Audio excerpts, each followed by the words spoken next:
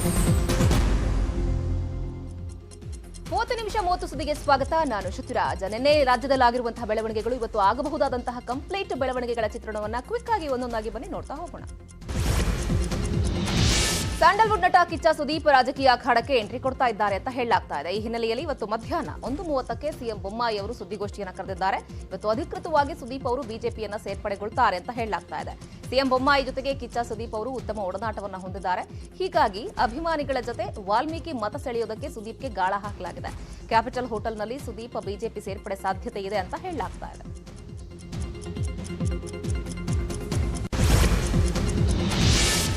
ಒಂದು ಕಡೆ ಬಿಜೆಪಿಯಿಂದ ಟಿಕೆಟ್ ಆಯ್ಕೆಗೆ ಕಸರತ್ತು ನಡೀತಾ ಇದ್ರೆ, ರಾಜ್ಯದ ನಾಯಕರಿಗೆ ನಕಲಿ ಪಟ್ಟಿಯ ಟೆನ್ಷನ್ ಶುರುವಾಗಿದೆ. 100 ಅಭ್ಯರ್ಥಿಗಳ ಹೆಸರು ಇರುವಂತಹ ಪಟ್ಟಿ ಸಾಮಾಜಿಕ ಜಾಲತಾಣದಲ್ಲಿ ವೈರಲ್ ಆಗಿದೆ. ಶ್ರೀರಾಮ ಸೇನೆಯ ಮುಖ್ಯಸ್ಥ ಪ್ರಮೋದ್ ಮುತಾಲಿಕ್, ಸೈಲೆಂಟ್ ಸುನೀಲನ ಹೆಸರುಗಳನ್ನು ಸೇರಿಸಿ ನಕಲಿ ಅಭ್ಯರ್ಥಿಗಳ ಪಟ್ಟಿ ಬಿಡುಗಡೆ ಮಾಡಲಾಗಿದೆ. ಇದರಿಂದ ನಾಯಕರಲ್ಲಿ ಗೊಂದಲದ ವಾತಾವರಣ ನಿರ್ಮಾಣವಾಗಿದೆ. ಇನ್ನು ಇದಕ್ಕೆ ಸಂಬಂಧಪಟ್ಟಂತೆ ಪ್ರತಿಕ್ರಿಯೆ ನೀಡಿರುವ ಬಿಜೆಪಿ ಪ್ರಧಾನ ಕಾರ್ಯದರ್ಶಿ ಸಿಟಿ ರವಿ, ಬಿಜೆಪಿ ಆಂತರಿಕ ಪ್ರಜಾಪ್ರಭುತ್ವದ ಮೇಲೆ ನಂಬಿಕೆ ಇಟ್ಟಿದೆ. ಅದಕ್ಕಾಗಿ ಸೀಕ್ರೆಟ್ ಬ್ಯಾಲೆಟ್ ಮೂಲಕ ಅಭಿಪ್ರಾಯ ಸಂಗ್ರಹ ಮಾಡಿದ್ದೇವೆ. ನಕಲಿ ಪಟ್ಟಿ ವಿರುದ್ಧ ದೂರು ಕೊಡೋದಕ್ಕೆ ತೀರ್ಮಾನ ಮಾಡಿದ್ದೇವೆ ಅಂತ ಸ್ಪಷ್ಟಪಡಿಸಿದ್ದಾರೆ. ಚರ್ಚೆಯೇ ಒಂದೆರಡು ಜಿಲ್ಲೆಗಳನ್ನು ದಾಟಿಲ್ಲ. ಅಷ್ಟು ಬೇಗನೆ ಒಂದು ನಕಲಿ ಪಟ್ಟಿಯನ್ನು ಕೇಂದ್ರೀಯ ಪಾರ್ಲಿಮೆಂಟರಿ ಬೋರ್ಡು ಘೋಷಣೆ ಮಾಡಿದ ರೀತಿಯಲ್ಲಿ ರಾಷ್ಟ್ರೀಯ ಪ್ರಧಾನ ಕಾರ್ಯದರ್ಶಿಗಳಾಗಿರತಕ್ಕಂಥ ನಮ್ಮ ಪ್ರಭಾರಿ ಅರುಣ್ ಸಿಂಗ್ ಅವರ ಹೆಸರಿನಲ್ಲಿ ಒಂದು ನಕಲಿ ಪಟ್ಟಿಯನ್ನು ಬಿಡುಗಡೆ ಮಾಡಿದ್ದಾರೆ. ಅದೊಂದು ನಕಲಿ ಪಟ್ಟಿ, ಗೊಂದಲ ಮೂಡಿಸಬೇಕು ಅನ್ನುವಂಥ ದುರುದ್ದೇಶ ಇದರಲ್ಲಿ ಇದ್ದಂಗಿದೆ. ಒಂದು ರೀತಿಯಲ್ಲಿ ನಂಬುವ ರೀತಿಯಲ್ಲಿ ಆ ಪಟ್ಟಿಯನ್ನು ಡಿಸೈನ್ ಮಾಡಿದ್ದಾರೆ. ಈ ಬಗ್ಗೆ ಇದಕ್ಕೆ ಈಗಾಗಲೇ ನಮ್ಮ ಪಕ್ಷದ ಕಡೆಯಿಂದ ದೂರು ಕೊಡೋದಕ್ಕೆ ನಿರ್ಧಾರ ಮಾಡಿದ್ದೇವೆ. ಇದೊಂದು ನಕಲಿ ಪಟ್ಟಿ, ಯಾರು ಗೊಂದಲ. ಚಾಮರಾಜಪೇಟೆಯಲ್ಲಿ ಸೈಲೆಂಟ್ ಸುನೀಲನಿಂದ ಶೋಭಾಯಾತ್ರೆ ಆಯೋಜನೆ ಮಾಡಲಾಗಿದೆ. ಶ್ರೀರಾಮನವಮಿಯ ಪ್ರಯುಕ್ತ ಶೋಭಾಯಾತ್ರೆ ಆಯೋಜನೆ ಮಾಡಲಾಗಿದ್ದು, ಯಾತ್ರೆಯಲ್ಲಿ ನೂರಾರು ಜನ ಭಾಗಿಯಾಗಿದ್ದು, ಟೊಳ್ಳು, ನಗಾರಿ, ಡಿಜೆ ಸದ್ದಿನೊಂದಿಗೆ ಶೋಭಾಯಾತ್ರೆ ನಡೆಸಿದ್ದು, ಸಿರ್ಸಿ ಸರ್ಕಲ್ನಿಂದ ಟಿಆರ್ ಮಿಲ್ ಆಂಜನೇಯ ಸ್ವಾಮಿ ದೇವಾಲಯದವರೆಗೆ ಶೋಭಾಯಾತ್ರೆಯನ್ನು ಆಯೋಜನೆ ಮಾಡಲಾಗಿದೆ. ಸೈಲೆಂಟ್ ಸುನೀಲ ಚಾಮರಾಜಪೇಟೆಯಲ್ಲಿ ಚುನಾವಣೆಗೆ ತಯಾರಿ ನಡೆಸಿದ್ದು, ಇತ್ತೀಚೆಗೆ ಹಲವು ಸಾರ್ವಜನಿಕ ಕಾರ್ಯಕ್ರಮಗಳನ್ನು ಆಯೋಜನೆ ಮಾಡಿದ್ದ. ಇನ್ನು ಶೋಭಾಯಾತ್ರೆ ಸಲುವಾಗಿ ಚಾಮರಾಜಪೇಟೆಯ ಟಿಆರ್ ಮಿಲ್ ರಸ್ತೆಯಲ್ಲಿ ಬಿಗಿ ಪೊಲೀಸ್ ಬಂದೋಬಸ್ತ್ ಕಲ್ಪಿಸಲಾಗಿತ್ತು.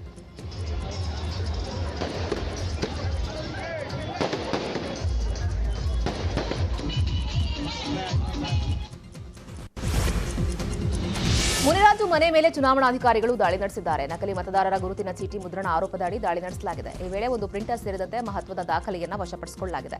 ಸದ್ಯ ನಕಲಿ ಗುರುತಿನ ಚೀಟಿಗಳು ಪತ್ತೆಯಾಗಿಲ್ಲ. ಇನ್ನೂ ಕೂಡ 2500 ಸೀರೆಗಳು ಸೇರಿದಂತೆ 1000 ಫಾರ್ಮ್ 6 ಮತ್ತು ಫಾರ್ಮ್ 8 ದಾಖಲೆಗಳನ್ನು ವಶಪಡಿಸಿಕೊಳ್ಳಲಾಗಿದೆ. ಸದ್ಯ ಪೊಲೀಸರಿಂದ ಪರಿಶೀಲನೆ ಇನ್ನೂ ಕೂಡ ಮುಂದುವರೆದಿದೆ.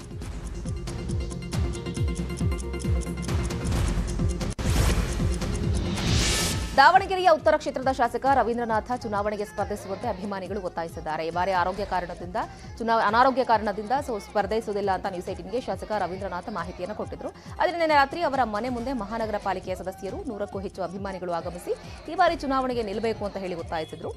ಅನಾರೋಗ್ಯದ ಕಾರಣದಿಂದಾಗಿ ಚುನಾವಣೆಯಿಂದ ಹಿಂದೆ ಸರಿದಿದ್ದೇನೆ ಅಂತ ಶಾಸಕ ರವೀಂದ್ರನಾಥ್ ಅವರು ಅಭಿಮಾನಿಗಳಿಗೆ ಸ್ಪಷ್ಟನೆ ಕೊಟ್ಟಿದ್ದಾರೆ.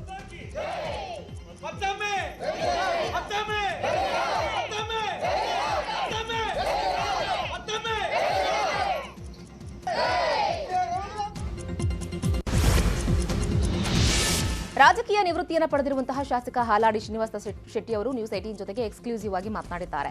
ನಾನು ದುಡುಕಿನ ನಿರ್ಧಾರವನ್ನು ತೆಗೆದುಕೊಂಡಿಲ್ಲ, ಜಾಗೃತ ಮನಸ್ಸಿನಿಂದಲೇ ಈ ನಿರ್ಧಾರವನ್ನು ತೆಗೆದುಕೊಂಡಿದ್ದೇನೆ. ನಾನು ಬರೋವಾಗ ಏನು ತಂದಿಲ್ಲ, ಹೋಗುವಾಗಲೂ ಕೂಡ ಏನು ಕೊಂಡೊಯ್ಯಲ್ಲ. ಶಾಸಕನಲ್ಲದೆ ಇದ್ರೂ ಜನರ ಜೊತೆ ಇರ್ತೇನೆ ಅಂತ ಹೇಳಿದರು. ನನಗೆ ಕುಂದಾಪುರದ ಜನ ಜಾತಿ ಭೇದ ಮರೆತು ಸೇವೆ ಮಾಡಲಿಕ್ಕೆ 5 ಬಾರಿ ಅವಕಾಶವನ್ನು ಕೊಟ್ಟಿದ್ದಾರೆ. ಆ ಅವಕಾಶಗಳನ್ನು ಸಾಮಾಜಿಕ ನ್ಯಾಯದ ಪ್ರಕಾರ ನನ್ನ ಶಕ್ತಿ ಮೀರಿ ಮಾಡಿದ್ದೇನೆ. ನಾನೊಬ್ಬ ಚಿಂತಕನಾಗಿ ದೃಢ ಮನಸ್ಸಿಂದ ಇಟ್ಟಂಥ ಹೆಜ್ಜೆಗಳನ್ನು ಹಿಂದಿಡುವಂಥದ್ದು ಒಂದು ಗೌರವದ ಲಕ್ಷಣ ಅಲ್ಲ. ನನ್ನ ನಿರ್ಧಾರ ಅಚಲ, ಸ್ಥಿರವಾದ ನಿರ್ಧಾರ. ಯಾರೋ ಒಬ್ಬ, ನಾನು ಜೂಜುಗಾರಲ್ಲ, ನನ್ನ ಜೀವನದಲ್ಲಿ ಜೂಜು ಕಟ್ಟಿಲ್ಲ. ಜೂಜು ಕಟ್ಟುವಾಗ ಗೆಲ್ಲಬೇಕಂತ ಜೂಜು ಕಟ್ತಾರ, ಸೋಲ್ಬೇಕಂತ ಜೂಜು ಕಟ್ತಾರ. ನನ್ನ ಜೀವನದಲ್ಲಿ ಜೂಜು ಕಟ್ಟಿದವಲ್ಲ, ನಾನು ಬೆಟ್ಟಿಂಗ್ ಕಟ್ಟಿದವಲ್ಲ. ನಾನು ಬೆಂಬಲಿಸಿದವರು ಗೆಲ್ಲಬೇಕಂತೇಳಿ ಹೋರಾಟ ಮಾಡೋದು ಹೊರತು ಮತ್ತು ಅದು ಧರ್ಮ ನ್ಯಾಯ ಹೌದು. ಸ್ಪರ್ಧೆಯಿಂದ ಹಿಂದೆ ಬೆಂಗಳೂರಿನ ಬಿಜೆಪಿ ರಾಜ್ಯ ಕಚೇರಿಯಲ್ಲಿ ಪಕ್ಷ ಸೇರ್ಪಡೆ ಕಾರ್ಯಕ್ರಮ ನಡೆದಿದೆ. ಒಕ್ಕಲಿಗರ ಸಂಘದ ಮಾಜಿ ಅಧ್ಯಕ್ಷ ಅಪ್ಪಾಜಿಗೌಡ ಬಿಜೆಪಿ ಸೇರ್ಪಡೆಯಾಗಿದ್ದಾರೆ. ಅಪ್ಪಾಜಿಗೌಡ ಕನಕಪುರ ಕ್ಷೇತ್ರದ ಬಿಜೆಪಿಯ ಅಭ್ಯರ್ಥಿಯಾಗಲಿದ್ದಾರೆ. ಹಗರಿಬೊಮ್ಮನಹಳ್ಳಿಯ ಕಾಂಗ್ರೆಸ್ ಮುಖಂಡ ಕೃಷ್ಣಾನಾಯಕ್, ಹೂವಿನ ಹಡಗಲಿಯ ಬ್ಲಾಕ್ ಕಾಂಗ್ರೆಸ್ ಅಧ್ಯಕ್ಷ ಪರಮೇಶ್ವರಪ್ಪ ಮತ್ತು ವಾಲ್ಮೀಕಿ ಸಮುದಾಯದ ಮುಖಂಡ ಕೋಟೆಪ್ಪ ಕೂಡ ಬಿಜೆಪಿಯನ್ನು ಸೇರಿದ್ದಾರೆ. ಜನಗಳಿಗೆ ನಾನು ಒಕ್ಕಲಿಗರ ಸಂಘಕ್ಕೆ ಚುನಾವಣೆಗೆ ನಿಲ್ತಿದ್ನಲ್ಲ, ಒಕ್ಕಲಿಗರ ಸಂಘದಲ್ಲಿ ಕನಕಪುರ ಕ್ಷೇತ್ರದಿಂದ ಕೂಡ ಮತದಾರರಿದ್ದಾರೆ. ಈ ಕನಕಪುರಕ್ಕೂ ನನಗೂ ಬಹಳಷ್ಟು ನೆಂಟು. ನಮ್ಮ ತಾಯಿ ಊರೇ ಬಸವನಹಳ್ಳಿ. ಜೊತೆಗೆ ಕನಕಪುರದ ಜನತೆಗೆ ನಾನು ಸುಮಾರು 40 ವರ್ಷಗಳಿಂದ ನೇತ್ರ ತಜ್ಞ ಕೆಲಸ ಮಾಡಿದ್ದೇನೆ. ಕೋಲಾರ ಜಿಲ್ಲೆಯ ಕೆಜಿಎಫ್ನ ವಿಧಾನಸಭಾ ಕ್ಷೇತ್ರದ ಬಿಜೆಪಿ ಟಿಕೆಟ್ ಮತ್ತೊಮ್ಮೆ ವೈ ಸಂಪಂಗಿ ಅವರ ಕುಟುಂಬಕ್ಕೆ ನೀಡುವಂತೆ ಬೆಂಬಲಿಗರು ಆಗ್ರಹಿಸಿದ್ದಾರೆ. ವೈ ಸಂಪಂಗಿ ಪುತ್ರಿ ಅಶ್ವಿನಿ ಅವರಿಗೆ ಬಿಜೆಪಿಯ ಟಿಕೆಟ್ ಕೊಡಬೇಕು ಅಂತ ಬೆಂಬಲಿಗರು ಒತ್ತಡ ಹಾಕಿದ್ದಾರೆ. ಈ ಬಗ್ಗೆ ಸಾಮಾಜಿಕ ಜಾಲತಾಣದಲ್ಲಿ ವೈ ಸಂಪಂಗಿ ಬೆಂಬಲಿಗರು ಕ್ಯಾಂಪೇನ್ ಶುರು ಮಾಡಿದ್ದಾರೆ. ಕಳೆದ ಚುನಾವಣೆಯಲ್ಲಿ ಕಾಂಗ್ರೆಸ್ನ ಶಾಸಕಿ ರೂಪಾ ಶಶಿಧರ್ ವಿರುದ್ಧ ಅಶ್ವಿನಿ ಸ್ಪರ್ಧೆ ಮಾಡಿ ಸೋತಿದ್ರು. ಇದೀಗ ಮತ್ತೊಮ್ಮೆ ಟಿಕೆಟ್ ನೀಡಬೇಕು ಅಂತ ಹೇಳಿ ಬೆಂಬಲಿಗರು ಆಗ್ರಹಿಸಿದ್ದಾರೆ. ಏಪ್ರಿಲ್ 9ರಂದು ಚಾಮರಾಜನಗರ ಜಿಲ್ಲೆಯ ಬಂಡೀಪುರಕ್ಕೆ ಪ್ರಧಾನಿ ನರೇಂದ್ರ ಮೋದಿ ಅವರು ಭೇಟಿ ನೀಡುವಂತಹ ಸಾಧ್ಯತೆ ಇದೆ. ಈ ಹಿನ್ನೆಲೆಯಲ್ಲಿ ಎಡಿಜಿಪಿ ಅಲೋಕ್ ಕುಮಾರ್ ಅವರು ಸ್ಥಳ ಪರಿಶೀಲನೆಯನ್ನು ನಡೆಸಿದರು. ಬಂಡೀಪುರದ ಮೇಲುಕಾಮನಹಳ್ಳಿ ಬಳಿ ಹೆಲಿಪ್ಯಾಡ್ ನಿರ್ಮಾಣಕ್ಕೆ ಸಿದ್ಧತೆಯನ್ನ ಮಾಡಲಾಗಿದೆ. ಕೈಗೊಳ್ಳಬೇಕಾದಂತಹ ಭದ್ರತಾ ಕ್ರಮಗಳ ಬಗ್ಗೆ ದಕ್ಷಿಣ ವಲಯದ ಐಜಿ, ಚಾಮರಾಜನಗರದ ಜಿಲ್ಲಾಧಿಕಾರಿ ಹಾಗೂ ಜಿಲ್ಲಾ ಪೊಲೀಸ್ ವರಿಷ್ಠಾಧಿಕಾರಿಗಳೊಂದಿಗೆ ಚರ್ಚೆಯನ್ನು ನಡೆಸಿದ್ದಾರೆ. ದೆಹಲಿಯಲ್ಲಿ ಕಾಂಗ್ರೆಸ್ನ ಚುನಾವಣಾ ಸಮಿತಿಯ ಸಭೆ ಮುಂದುವರೆದಿದೆ. ಈವರೆಗೂ ಕೂಡ 39 ಕಾಂಗ್ರೆಸ್ ಅಭ್ಯರ್ಥಿಗಳನ್ನು ಆಯ್ಕೆ ಮಾಡಲಾಗಿದೆ. ಇವತ್ತು ಸಂಜೆ 4 ಗಂಟೆಗೆ ಮತ್ತೆ ಕಾಂಗ್ರೆಸ್ ನಾಯಕರ ಸಭೆ ನಡೆಯುತ್ತೆ. ಅಭ್ಯರ್ಥಿಗಳ ಆಯ್ಕೆ ವಿಚಾರದಲ್ಲಿ ಸಿದ್ದರಾಮಯ್ಯ ಹಾಗೆ ಡಿಕೆ ಶಿವಕುಮಾರ್ ನಡುವೆ ಹಗ್ಗಜಗ್ಗಾಟ ನಡೀತಾ ಇದೆ. ಪಟ್ಟಿ ಬಿಡುಗಡೆಯಾದ ಬಳಿಕ ಕೋಲಾರದಲ್ಲಿ ಸಿದ್ದರಾಮಯ್ಯನವರ ಸ್ಪರ್ಧೆ ಗೊಂದಲ ಕೂಡ ಅಂತ್ಯ ಆಗುತ್ತೆ. ಯತೀಂದ್ರ ಸ್ಪರ್ಧೆ ಮಾಡುವ ಕ್ಷೇತ್ರದ ಬಗ್ಗೆ ಕೂಡ ಸಭೆಯಲ್ಲಿ ಚರ್ಚೆಯಾಗಿದೆ. ಇದರ ಬಗ್ಗೆ ರಣದೀಪ್ ಸುರ್ಜೇವಾಲಾ ಅವರು ಸ್ಪಷ್ಟನೆಯನ್ನು ಕೂಡ ಕೊಟ್ಟಿದ್ದಾರೆ. On a number of seats which you will know once we release the seats by late today. And again unanimously the screening committee and the central election committee has decided a further list of candidates. Congress party has given a positive agenda under the leadership. ಇನ್ನು ಸಿದ್ದರಾಮಯ್ಯ ಬಗ್ಗೆ ನನಗೆ ತುಂಬಾ ಚೆನ್ನಾಗಿ ಗೊತ್ತು ಅಂತ KPCC ಅಧ್ಯಕ್ಷ DK Shivakumar ಹೇಳಿದ್ದಾರೆ. ಯಾರ ಮಾತಿನಿಂದಲೂ ನನಗೆ ನೋವಾಗಿಲ್ಲ. ಕಾಂಗ್ರೆಸ್ ಪಕ್ಷ ಅಧಿಕಾರಕ್ಕೆ ಬರೋದೇ ನಮಗೆ ಮುಖ್ಯ. ಈ ಬಾರಿ ಕಾಂಗ್ರೆಸ್ ಅಧಿಕಾರಕ್ಕೆ ಬಂದೇ ಬರುತ್ತೆ ಅಂತ ಸ್ಪಷ್ಟಪಡಿಸಿದ್ದಾರೆ. I am not upset with anyone. I know what Siddaramaya heart is. I know what my heart is. I know what your heart is. We all will win.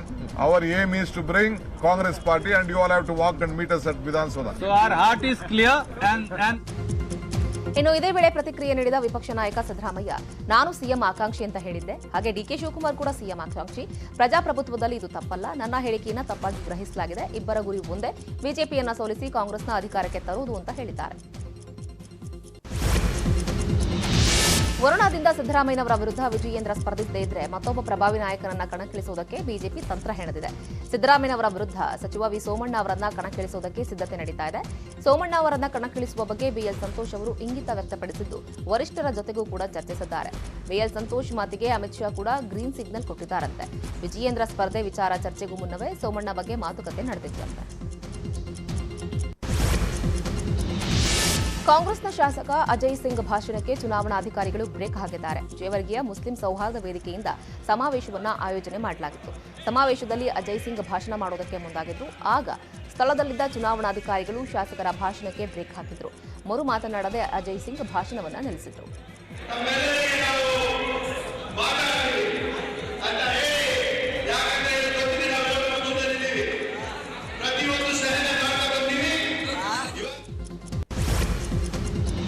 ಚುನಾವಣೆ ಹೊತ್ತಲ್ಲಿ ಮಾಜಿ ಪ್ರಧಾನಿ ಎಚ್ಡಿ ದೇವೇಗೌಡರು ಬಾಂಬ್ ಸಿಡಿಸಿದ್ದಾರೆ. ಕಾಂಗ್ರೆಸ್ ಜೊತೆಗಿನ ಹೊಂದಾಣಿಕೆ ಬಗ್ಗೆ ನಮ್ಮ ನಿಲುವನ್ನು ಈಗಾಗಲೇ ಸ್ಪಷ್ಟಪಡಿಸಿದ್ದೇವೆ. ಇಬ್ಬರು ಮಾಜಿ ಮುಖ್ಯಮಂತ್ರಿಗಳು ಹೊಂದಾಣಿಕೆಯನ್ನ ಮಾಡಿಕೊಂಡಿದ್ದಾರೆ. ಮಾಜಿ ಸಿಎಂ ಯಡಿಯೂರಪ್ಪ ಹಾಗೆ ಮಾಜಿ ಸಿಎಂ ಸಿದ್ದರಾಮಯ್ಯನವರ ನಡುವೆ ಏನೇನಿದೆ ಅನ್ನೋದು ನನಗೆ ಗೊತ್ತಿದೆ ಅಂತ ಅಂದ್ರು.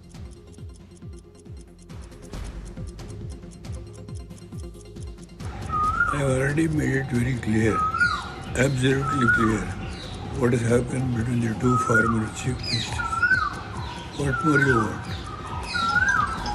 Yediyurappa was a former chief minister, Siddaramaiah was a former chief minister.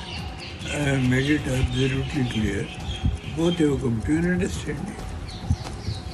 It is these two national parties, whether they have given their consent for this type of understanding between the two former chief ministers of the two national parties.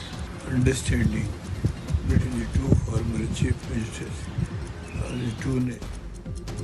ಇನ್ನು ಹಾಸನದ ಬಗ್ಗೆ ಮಾತನಾಡಿದ ದೇವೇಗೌಡರು ಎರಡೂ ರಾಷ್ಟ್ರೀಯ ಪಕ್ಷಗಳ ಜೊತೆ ಹೋಗೋದಕ್ಕೆ ಇಷ್ಟ ಇಲ್ಲ, ನನಗೆ ಬಿಜೆಪಿ ಜೊತೆಗಾಗಲಿ ಕಾಂಗ್ರೆಸ್ನ ಜೊತೆಗಾಗಲಿ ಹೊಂದಾಣಿಕೆ ಮಾಡಿಕೊಳ್ಳೋದಕ್ಕೆ ಇಷ್ಟ ಇಲ್ಲ ಅಂತ ಹೇಳಿದ್ದಾರೆ. I am not interested in the unity of the JDS Congress or JDS.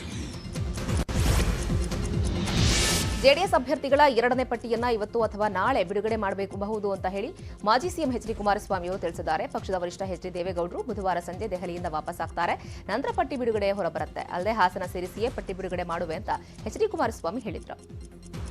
ಇನ್ನು ವಿಧಾನಸಭಾ ಚುನಾವಣೆ ಹತ್ತಿರ ಆಗ್ತಿದ್ದ ಹಾಗೆ ಕುಮಾರಸ್ವಾಮಿ ಅವರು ನಾನೇ ಕಿಂಗ್ ಅಂತ ಹೇಳ್ತಿದ್ದಾರೆ.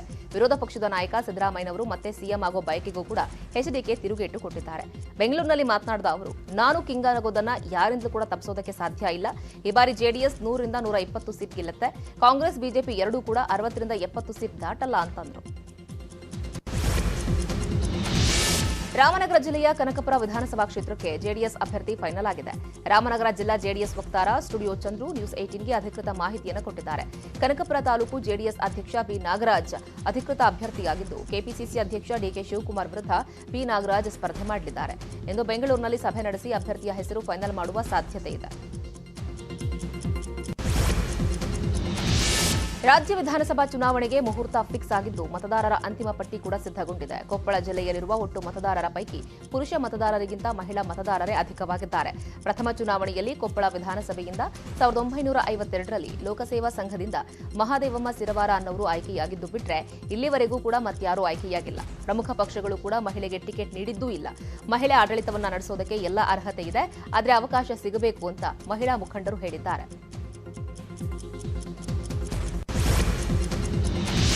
ಬುಡಕಟ್ಟು ಸಮುದಾಯದ ಸೋಲಿಗ ಮಹಿಳೆ ರಾಜ್ಯೋತ್ಸವ ಪ್ರಶಸ್ತಿ ಪುರಸ್ಕೃತೆ ಮಾದಮ್ಮ ಚಾಮರಾಜನಗರ ಜಿಲ್ಲೆಯ ಚುನಾವಣಾ ರಾಯಭಾರಿಯಾಗಿ ಆಯ್ಕೆಯಾಗಿದ್ದಾರೆ. ಸೂಲಗಿತ್ತಿಯಾಗಿ ನಾಟಿ ವೈದ್ಯೆಯಾಗಿ ಗುರುತಿಸಿಕೊಂಡಿರುವ 86 ವರ್ಷದ ಮಾದಮ್ಮ ಬುಡಕಟ್ಟು ಸೋಲಿಗ ಸಮುದಾಯದ ಸಂಘಟನೆಯಲ್ಲಿ ತೊಡಗಿಸಿಕೊಂಡು ಆದಿವಾಸಿಗಳ ಹಕ್ಕುಗಳಿಗಾಗಿ ಹೋರಾಟವನ್ನ ನಡೆಸಿದ್ರು. ಮಾದಮ್ಮ ಅವರು ಬಿಳಿರಂಗನ ಬೆಟ್ಟದ ಹನೂರು ತಾಲೂಕಿನ ಜೀರಿಗೆಗದ್ದೆ ಗ್ರಾಮದವರು. ಚಾಮರಾಜನಗರದಲ್ಲಿ ದಲಿತರು, ಹಿಂದುಳಿದ ವರ್ಗದವರೇ ಹೆಚ್ಚಿನ ಸಂಖ್ಯೆಯಲ್ಲಿರುವುದರಿಂದ ಮತದಾನದ ಬಗ್ಗೆ ಜಾಗೃತಿ ಮೂಡಿಸುವುದಕ್ಕೆ ಸ್ವೀಪ್ ಸಮಿತಿ ಮಾದಮ್ಮ ಅವರನ್ನ ಮತದಾನದ ಜಾಗೃತಿ ರಾಯಭಾರಿಯನ್ನಾಗಿ ನೇಮಿಸಿದೆ. ಏಪ್ರಿಲ್ 7ನೇ ತಾರೀಕಿನಿಂದ ಜಿಲ್ಲೆಯಾದ್ಯಂತ ಬೃಹತ್ ಎಲ್ಇಡಿ ಅಳವಡಿಸಿರುವ ಮತದಾನದ ಜಾಗೃತಿಯ ರಥ ಸಂಚಾರ ಮಾಡುತ್ತೆ. ಕೊಪ್ಪಳದಲ್ಲಿ ಒಳ ಮೀಸಲಾತಿ ವಿರೋಧಿಸಿ ತಾಂಡಾಗಳಲ್ಲಿ ಮತದಾನದ ಬಹಿಷ್ಕಾರ ವಿಚಾರಕ್ಕೆ ಸಂಬಂಧಪಟ್ಟಂತೆ ಕೊಪ್ಪಳದಲ್ಲಿ ಮತದಾನ ಬಹಿಷ್ಕಾರ ಮಾಡದಂತೆ ಬಂಜಾರ ಸಮಾಜ ನಿರ್ಧರಿಸಿದೆ.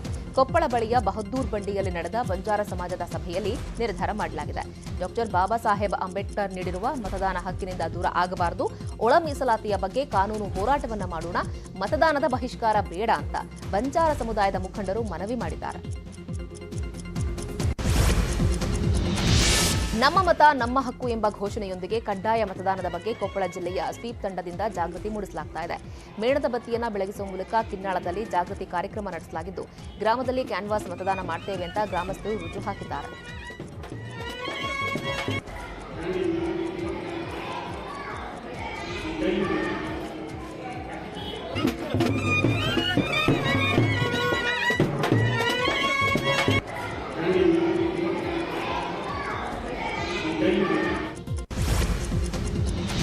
ಇನ್ನುಳಿದ ಸುದ್ದಿಗಳನ್ನ ನೋಡ್ತಾ ಹೋಗೋಣ, ಆದರೆ ಅದಕ್ಕೂ ಮುಂಚೆ ಒಂದು ಸ್ಮಾಲ್ ಬ್ರೇಕ್.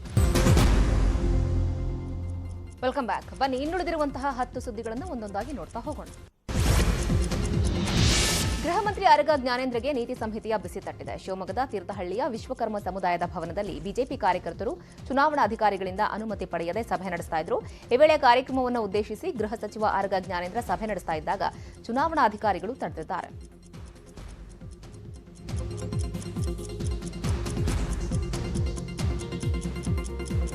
ಶಿವಮೊಗ್ಗದ ಭದ್ರಾವತಿ ಪಟ್ಟಣದಲ್ಲಿ ಚುನಾವಣಾ ಫ್ಲೈಯಿಂಗ್ ಸ್ಕ್ವಾಡ್ ಸಿಬ್ಬಂದಿ ದಾಳಿ ನಡೆಸಿ ಕಾಂಗ್ರೆಸ್ ಪ್ರಚಾರ ಮಾಡ್ತಾ ಇದ್ದ ವಾಹನವನ್ನು ಜಪ್ತಿ ಮಾಡಿದ್ರು. ಕಾಂಗ್ರೆಸ್ನ ಅಭ್ಯರ್ಥಿ ಬಿಕೆ ಸಂಗಮೇಶ್ ಪರ ಒಳಗಡೆ ಸ್ಪೀಕರ್ ಬಾಕ್ಸ್ ಇಟ್ಕೊಂಡು ಎಲ್ಇಡಿ ಪರದೆಯಲ್ಲಿ ಪ್ರಚಾರ ಮುದ್ರಿತ ಧ್ವನಿ ಪ್ರಸಾರ ಮಾಡ್ತಾ ಇದ್ದ ವಾಹನವನ್ನು ಜಪ್ತಿ ಮಾಡಿದ್ದಾರೆ. ನೀತಿ ಸಂಹಿತೆಯ ಉಲ್ಲಂಘನೆ ಹಿನ್ನೆಲೆಯಲ್ಲಿ ವಾಹನ ಚಾಲಕ ಚಂದ್ರಪ್ಪ ವಿರುದ್ಧ ಪ್ರಕರಣ ದಾಖಲಾಗಿದೆ.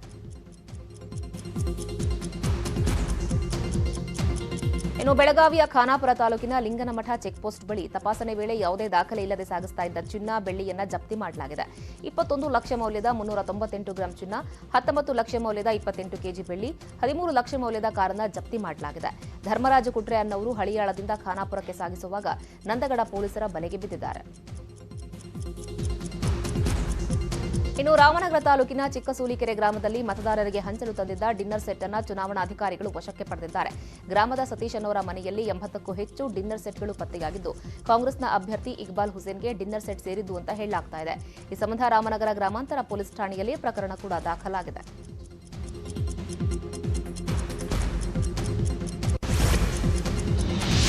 ಹಾವೇರಿಯಲ್ಲಿ ನಡೀತಾ ಇದ್ದ ಬಂಜಾರ ಸಮುದಾಯದ ಪ್ರತಿಭಟನೆ ವೇಳೆ ಸ್ವಾಮೀಜಿ ಹೈಡ್ರಾಮಾ ನಡೆಸಿದ್ದಾರೆ. ನ್ಯಾಯಮೂರ್ತಿ ಸದಾಶಿವ ಆಯೋಗದ ವರದಿ ಜಾರಿ ಮಾಡದ್ದಕ್ಕೆ ಆತ್ಮಹತ್ಯೆಗೆ ಯತ್ನಿಸಿದ್ದಾರೆ. ಶಿಗ್ಗಾಂವಿ ಪಟ್ಟಣದ ತಹಶೀಲ್ದಾರ್ ಕಚೇರಿ ಮುಂಭಾಗದಲ್ಲಿ ಪ್ರತಿಭಟನೆ ನಡೀತಾ ಇತ್ತು. ಈ ವೇಳೆ ಅಂಬೇಡ್ಕರ್ ವಿಗ್ರಹಕ್ಕೆ ಹಾರ ಹಾಕುವ ನೆಪದಲ್ಲಿ ಆತ್ಮಹತ್ಯೆಗೆ ಯತ್ನಿಸಿದ್ದಾರೆ. ಸದ್ಯ ತಿಪ್ಪೇಸ್ವಾಮಿಗೆ ಸರ್ಕಾರಿ ಆಸ್ಪತ್ರೆಯಲ್ಲಿ ಚಿಕಿತ್ಸೆ ಕೊಡಿಸಲಾಗ್ತಾ ಇದೆ.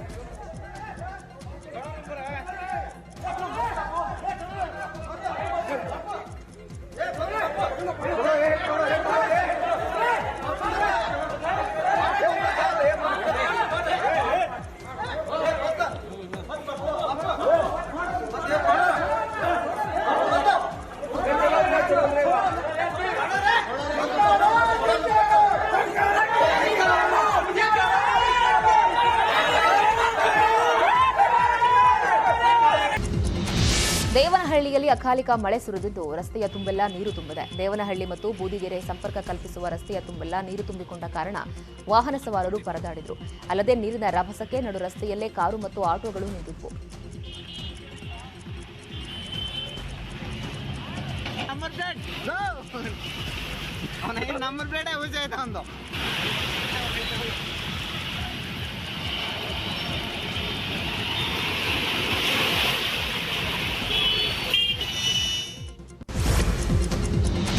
ರಂಜಾನ್ ಹಬ್ಬದ ಸಮಯದಲ್ಲಿ ಬಲಿಗಾಗಿ ಅಕ್ರಮವಾಗಿ ಸಾಗಿಸ್ತಾ ಇದ್ದ ಒಂಟೆಗಳನ್ನು ತಮಿಳುನಾಡು ಗಡಿಯಲ್ಲಿ ಪೊಲೀಸರು ರಕ್ಷಣೆ ಮಾಡಿರುವ ಘಟನೆ ತಮಿಳುನಾಡಿನ ಕೃಷ್ಣಗಿರಿ ಜಿಲ್ಲೆಯ ಹೊಸೂರು ಬಳಿ ನಡೆದಿದೆ. ಚೆನ್ನೈ ಹಾಗೆ ಬೆಂಗಳೂರು ರಾಷ್ಟ್ರೀಯ ಹೆದ್ದಾರಿಗೆ ಹೊಂದಿಕೊಂಡಂತಿರುವ ಗೋಪಸಂದ್ರಂ ಸಮೀಪದ ಅರಣ್ಯ ಪ್ರದೇಶದಲ್ಲಿ 5 ಒಂಟೆಗಳನ್ನು ಕಟ್ಟಿಹಾಕಿರುವ ಬಗ್ಗೆ ವಿಚಾರ ತಿಳಿದು ಸ್ಥಳಕ್ಕೆ ತೆರಳಿದ್ದ ಹಿಂದೂ ಸಂಘಟನೆಗಳ ಕಾರ್ಯಕರ್ತರು ದೌಡಾಯಿಸಿದ್ರು. ಈ ವೇಳೆ ಒಂಟೆಗಳನ್ನು ಬಿಟ್ಟು ಪರಾರಿಯಾಗಿದ್ರು. ಕಂದಾಯ ಇಲಾಖೆ ಹಾಗೆ ಪೊಲೀಸರು ಸ್ಥಳಕ್ಕೆ ಆಗಮಿಸಿ ಒಂಟೆಗಳನ್ನು ರಕ್ಷಿಸಿದ್ದಾರೆ. ಇನ್ನು ರಂಜಾನ್ ಹಬ್ಬದ ವೇಳೆ ಬಲಿ ಕೊಡುವುದಕ್ಕೆ ತರಲಾಗಿದ್ದ ಒಂಟೆಗಳು ಇವು ಅಂತ ಹೇಳಲಾಗ್ತಾ ಇದೆ. ರಕ್ಷಣೆ ಬಳಿಕ ಗೋಶಾಲೆಗೆ ರವಾನಿಸಲಾಗಿದ್ದು ಹೊಸೂರು ಪೊಲೀಸ್ ಠಾಣೆಯಲ್ಲಿ ಪ್ರಕರಣ ದಾಖಲಾಗಿದೆ. ದೇಶದಲ್ಲಿ ಮಹಾಮಾರಿ ಕೊರೋನಾ ಸೋಂಕು ದಿನೇ ದಿನೇ ಹೆಚ್ಚಾಗ್ತಾ ಇದೆ. ನಿನ್ನೆ ಒಂದೇ ದಿನ ಬರೋಬ್ಬರಿ 3038 ಕೇಸ್ಗಳು ದಾಖಲಾಗಿದ್ದು 9 ಮಂದಿ ಕೊರೋನಾ ಸೋಂಕಿತರು ಅಸುನೀಗಿದ್ದಾರೆ. ದೇಶದಲ್ಲಿ ಗುಣಮುಖರ ಸಂಖ್ಯೆ ಕಡಿಮೆ ಇರುವ ಕಾರಣ ಸಕ್ರಿಯ ಪ್ರಕರಣಗಳು 21179ಕ್ಕೆ ಏರಿಕೆಯಾಗಿ ಇದರ ಪ್ರಮಾಣ %0.05ನಷ್ಟಿದೆ. ದೇಶದಲ್ಲಿ ಈವರೆಗೆ 4.47 ಕೋಟಿ ಮಂದಿ ಸೋಂಕಿಗೊಳಗಾಗಿದ್ದು ಅದರಲ್ಲಿ 4.41 ಕೋಟಿ ಜನ ಗುಣಮುಖರಾಗಿದ್ದಾರೆ. 5.30 ಲಕ್ಷ ಜನ ಕೊರೋನಾದಿಂದ ಸಾವನ್ನಪ್ಪಿದ್ದಾರೆ. ಐಟಿ, ಇಡಿ, ಸಿಬಿಐ ತನಿಖಾ ಸಂಸ್ಥೆಗಳ ದುರುಪಯೋಗ ಆರೋಪ ಸಂಬಂಧ ಇವತ್ತು ಸುಪ್ರೀಂ ಕೋರ್ಟ್ನಲ್ಲಿ ಮಹತ್ವದ ಅರ್ಜಿ ವಿಚಾರಣೆ ನಡೆಯುತ್ತೆ. ಕಾಂಗ್ರೆಸ್, ಆಪ್, ಆರ್ಜೆಡಿ, ಟಿಎಂಸಿ ಸೇರಿದಂತೆ 14 ಪಕ್ಷಗಳು ಸೇರಿ ಸುಪ್ರೀಂ ಕೋರ್ಟ್ನಲ್ಲಿ ಅರ್ಜಿ ಸಲ್ಲಿಸಿದ್ರು. ತನಿಖಾ ಸಂಸ್ಥೆಗಳನ್ನು ಕೇಂದ್ರ ಸರ್ಕಾರ ದುರುಪಯೋಗ ಪಡಿಸಿಕೊಳ್ತಾ ಇದೆ. ತುರ್ತು ವಿಚಾರಣೆಗೆ 14 ಪಕ್ಷಗಳು ಕೂಡ ಸುಪ್ರೀಂ ಕೋರ್ಟ್ಗೆ ಮನವಿ ಮಾಡಿಕೊಂಡಿದ್ವು.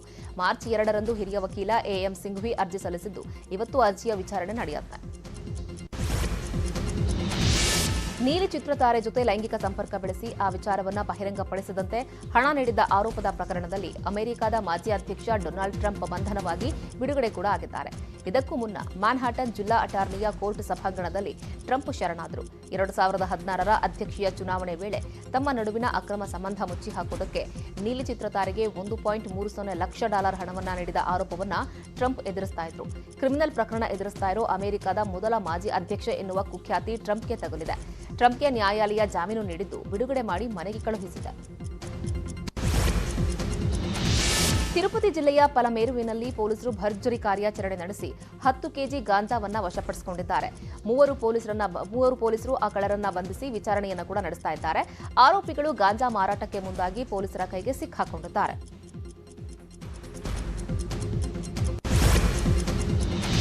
ಇತಿಹಾಸ ಪ್ರಸಿದ್ಧ ಬೆಂಗಳೂರು ಕರಗ ಮಹೋತ್ಸವಕ್ಕೆ ಕ್ಷಣಗಣನೆ ಆರಂಭಗೊಂಡಿದೆ. ನಿನ್ನೆ ರಾತ್ರಿ ಸಂಪಂಗಿರಾಮನಗರದ ಕಲ್ಯಾಣಿಯಿಂದ ಧರ್ಮರಾಯಸ್ವಾಮಿ ದೇವಸ್ಥಾನದವರೆಗೆ ಹಸಿ ಕರಗದ ಉತ್ಸವ ವಿಜೃಂಭಣೆಯಿಂದ ಜರುಗಿತು. ಇವತ್ತು ಚೈತ್ರ ಪೂರ್ಣಿಮೆಯೆಂದು ನಡೆಯಲಿರುವ ಈ ಕರಗ ಮಹೋತ್ಸವ ಮಧ್ಯರಾತ್ರಿ ಆರಂಭವಾಗಿ ಮಸ್ತಾನ್ ದರ್ಗಾ ಸೇರಿದಂತೆ ನಗರದ ಅನೇಕ ದೇವಾಲಯಗಳಿಗೆ ತೆರಳಿ ಪೂಜೆ ಸ್ವೀಕರಿಸಿ ಮರುದಿನ ಬೆಳಗಿನ ಜಾವ ಧರ್ಮರಾಯಸ್ವಾಮಿ ದೇವಾಲಯಕ್ಕೆ ಮರಳುತ್ತೆ. ನಂತರ ಕೆಲ ವಿಧಿವಿಧಾನಗಳ ಮೂಲಕ ಏಪ್ರಿಲ್ 8ರ ಮಧ್ಯರಾತ್ರಿ ಕರಗ ಮಹೋತ್ಸವಕ್ಕೆ ತೆರೆ ಎಳೆಯಲಾಗುತ್ತೆ.